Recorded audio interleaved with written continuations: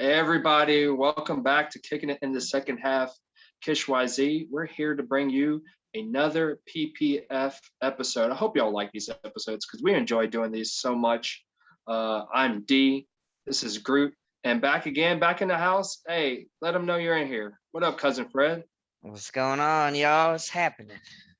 So glad to have you back, cuz. So glad to have you back. Why don't you go ahead and tell everybody who we're about to dive into? So we are about to dive into Donovan Mitchell's career, and some of his stats. Yeah, shout out to the Utah Jazz. I got y'all tonight. Go ahead and give us the spill on his backstory. All right, so I think he only played 2 years in Louisville. That's the college he attended, and he was born on September 7th, 1996, which is crazy to me because I was born in 97, so I don't know. It feels weird knowing that these kids are older than I am. So yeah, he's been in the NBA for about this year will be season 4. He was drafted in 2017-18 season. Pick 13. And speaking of that season, do you remember anything from that season as far as the battle between him and Ben Simmons going at it for Rookie of the Year? I remember Donovan Mitchell had that shirt, like I forgot exactly what it said, but pertaining to Rookie of the Year right before, the end of the season, just to kind of make a statement that he felt like he deserved to be Rookie of the Year. I think Adidas sent that over to him, and he was already sporting the Adidas gear back then. Yeah, that was interesting. I actually completely forgot about that whole thing, but I remember SportsCenter and ESPN, all of them were raving about that shirt. Yeah, that was the year, man. I mean, because he had a great rookie season. You got his numbers? Yeah. I got some of his numbers for the rookie season if you don't have it. Yeah, I got them. So he played a total of 79 games, which is pretty impressive for a rookie. For sure. He averaged about 33 minutes a game, 20 points per game, and about 4 rebounds and 4 assists, and one and a half steals. So he's pretty efficient his rookie season. And I also have on here that he shot 2.4 threes per game as well. Yeah. And just to remind everybody, I didn't look this up, but I think I recall that this was the same season that followed Gordon Hayward leaving the Utah Jazz. So I think I remember you looking at the Utah Jazz like, oh, okay, they're going to have to start over. Their best player's gone now. And then this guy comes out of nowhere. I remember playing fantasy around that time, fantasy basketball, and, nobody drafted him. But I think it was like a week or 2 in the season, maybe not even a week. I think I gave him like a couple games, and I just kind of put him on the watch list.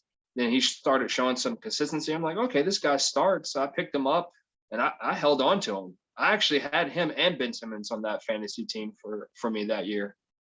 But yeah, he was definitely a sleeper there, and then just somebody you weren't really paying attention to in the league as far as Rookie of the Year candidate. Yeah, he definitely blew up very quick. I remember ESPN was just raving about him all year long. So his second season, he had a little where is it here? I'm trying to look, sorry. He had a little bit of bump in scoring, jumped up to 23.8, so pretty much 24 points per game.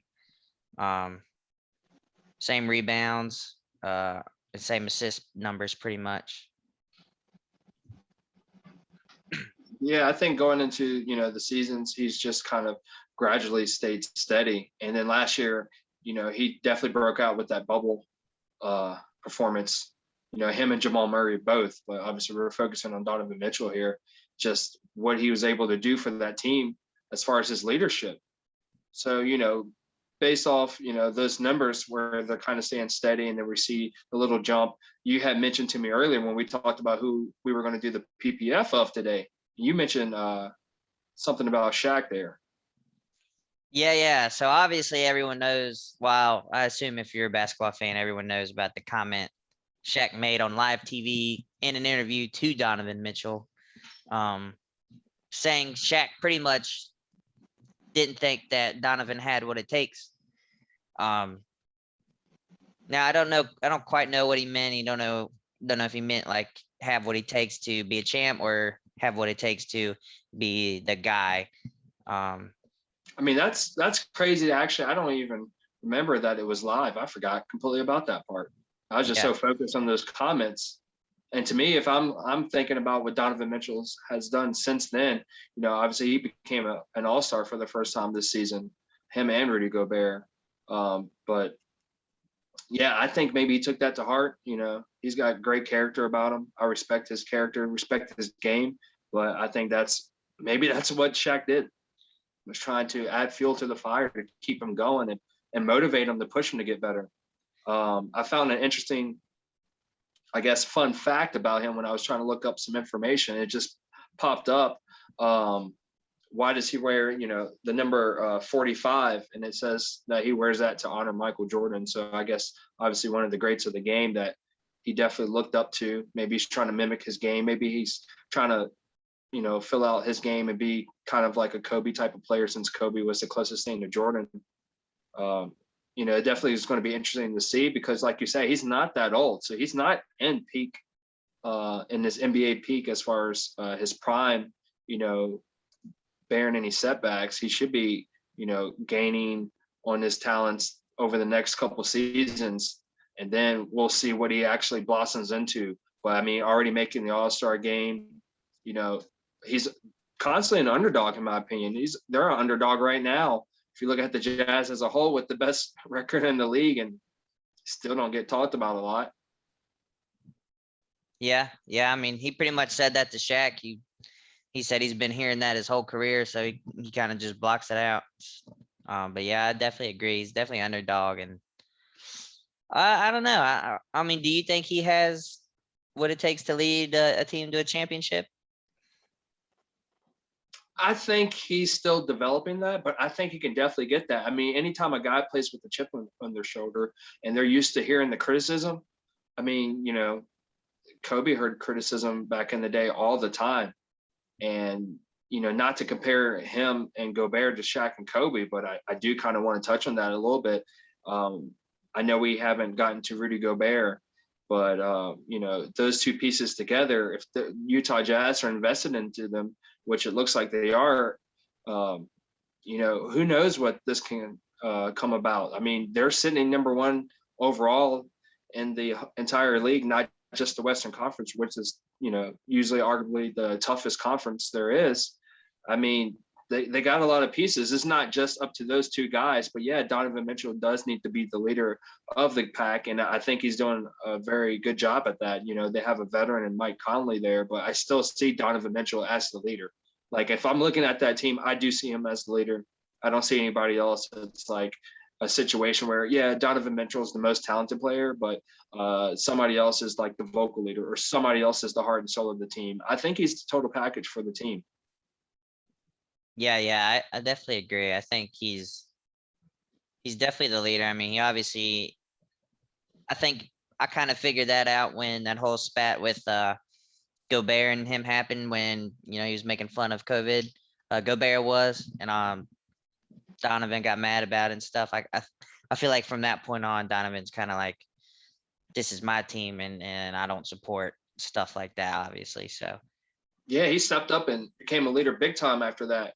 And yeah, it helped their relationship. I mean, it could have easily went south from there. Like I said, if I bring up Shaq and Kobe again, when Kobe was inching closer and closer towards his prime and being, a dominant basketball player, and he was kind of telling Shaq publicly, so everybody else knew that, he felt like Shaq needed to get in the gym. Like, if Shaq could be in the gym, he'd be the greatest player ever. Just kind of calling him out. So, what we saw last year after COVID and Rudy Gobert's relationship with Donovan Mitchell and how some of the press got a hold of that, I feel like maybe the opposite happened. That motivated them to become closer. And, if you notice, I talked about this before. I think Utahjazz, I'm not sure if they had any COVID cases so far, but their team isn't lacking due to COVID. And, that they're together. They brought back most of the pieces from last year. And yeah, they're doing a great job. And I definitely see that Donovan's leadership is carrying this team as far as pushing them to be where they're at, because the talent was already there, but you need more than just the talent. You need the personality to back that up. Yeah, you pretty much got, honestly, you got to have that Mamba mentality. You can't worry about other people's opinions. So what do you think is his peak? His peak? I don't see him. I mean, I think he could probably average 28 if he really wanted to, but I don't see him going over 30, which obviously, I mean, it's kind of crazy to think about, because 28 points per game, 10 years ago is like, oh yeah, he's one of the best players in the league. And nowadays it's kind of like whatever, anybody can do that. So Right. I think he can. I think he'll continue to be an all-star. You think he will be labeled as a superstar in this league on a consensus level, where people look at Donovan Mitchell and they say, oh, superstar? I mean, I know they're not doing it now. In my opinion, no. But I also have a very tiny list of who I consider a superstar in the NBA. The big three in my mind right now is Bron, KD, and Giannis. But I also consider Steph, James Harden. So I have a very small list of what I consider a superstar. But so you got about probably like 10, under a dozen, you say? I would probably say Bron, Giannis, KD, Steph, James, and Dame. Okay. Maybe that might, and I guess Luka. I'd probably consider Luka a superstar already, but other than that, that's really it. Okay, yeah. So kind of cut it off then. Yeah. You think you could creep in there, some of these guys that you named already in their 30s, in 5 more years, some of them might be out the league or on the decline of their career. You think Donovan could take over one of those spots? Like you mentioned, I mean, at that point, you're talking maybe Luka, Zion,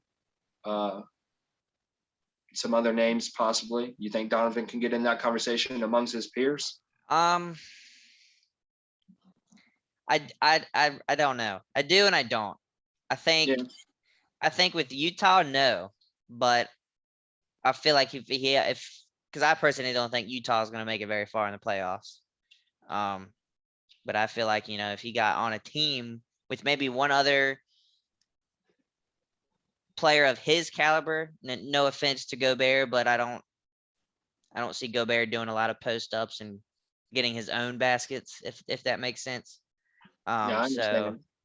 Maybe. So if you saw him go to another team, do you think he'd be better as a number 1 option or number 2 option? I guess it would depend on the teammate. So, but I do think he would be a great number 2 option, no matter what. Like, I was just wondering if you put him in like a Paul George type of position where, as far as you don't consider him a superstar, but he's a great all-star. And if you put him at the number 2, he really excels there. Yeah. I think that would be a perfect spot for him. But then again, I also don't want to be the guy to rain on his parade and doubt him, because he's obviously used to it. So he's got nothing to prove, really. Yeah, I mean, no, you're fine. This is what our podcast and our shows are all about. It's all about our opinions from the perspectives of, the Y generation and the Z generation. So I wanted to hear what you thought about that. Yeah, no disrespect whatsoever. We're all, fans of the game here. So we're not saying we hate Donovan Mitchell if you're a Utahjazz fan. We're just giving our perspective on how we view it right now and what we think might happen. But, prove people wrong if the players can, and, wish the best for all of them. Want to see good competitive games and great athletes. But, yeah, there are going to be so many athletes at the top in the league. So, yeah, playing with the chip on the shoulder once more. I like it. Yeah. Yeah, once again, thank y'all for tuning in to another PPF episode. And thank you, Cousin Fred, for being here. It's been a minute, so we're glad to have you back. Why don't you go ahead and give us any shout outs? I'm gonna shout out Puma. I've been liking their clothes here lately, so I might have to get a pair of shoes here soon.